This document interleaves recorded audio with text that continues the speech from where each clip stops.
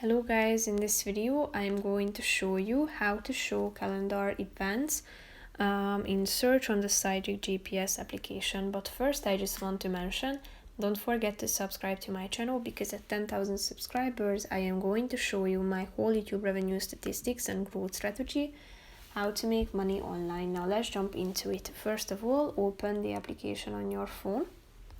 After that you should tap on this menu icon in the upper left corner of the screen and then click on settings. Then scroll down to the features section and then click on the calendar events button, which is the fourth option. Here you can see the show calendar events feature that you can easily enable by tapping on this button on the right side, meaning that it will show calendar events in a search. With this feature, Cytric can navigate you to your calendar events. So basically that's it for this video guys. See you in the next one. Bye bye.